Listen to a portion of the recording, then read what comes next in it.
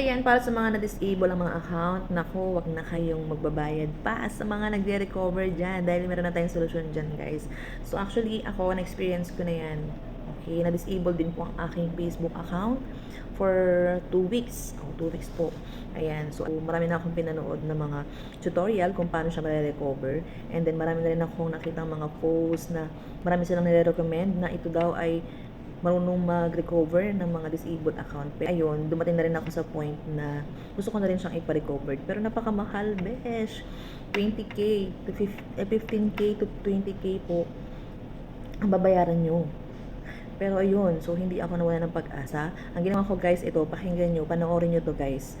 Tapusin nyo tong video ko and for sure, 90% guys mababalik yung Facebook account mo. Okay? Ang una kong ginawa guys, napanood ko sa YouTube, isa sa mga tutorial din na kailangan daw po ang ating Facebook account is nakakonect po sa ating mga Instagram. Nakakonect ba?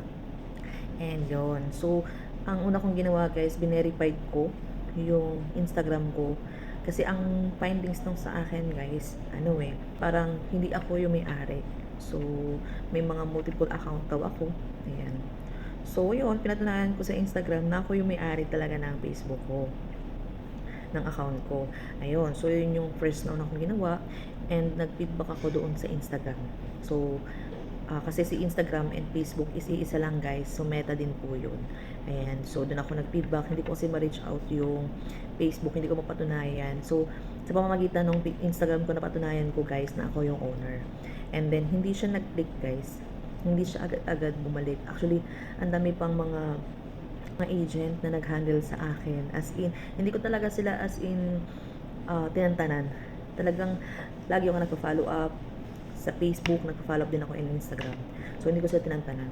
One time guys, nung gabi, so morning kasi noon, nag-pray talaga ako, nagsabi ko, ito na, parang nawawalan ako ng pag-asa na mabalik. So, parang nangyari, nagkaroon ako ng Facebook page. So, binungay ko na yung Facebook page ko. So, doon ako nag-upload. And then, one time guys, na naisipan ko lang. Kasi yung Facebook ko guys, nakakonect yun doon sa Gmail ko. So may Gmail doon. Every time na nilalagin ko siya guys, ang sinasabi niya is ito. Ako daw ba yung nagda-login dito ngayon? Pero ako talaga yun guys. Pero alam niyo ginawa ko guys. Ginawa ko, pinindot ko po ito.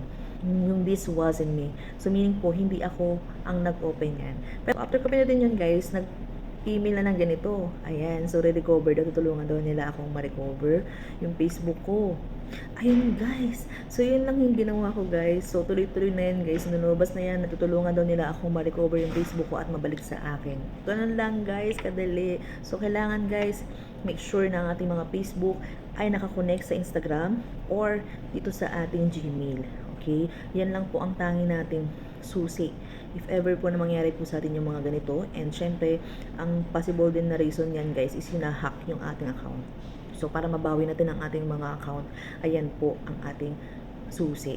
Okay, so guys, I hope nakatulong ako sa inyo. Pa-like and share naman po ng ating video para malaman din po ng ibang mga na-disable na account. Thank you so much. Bye-bye.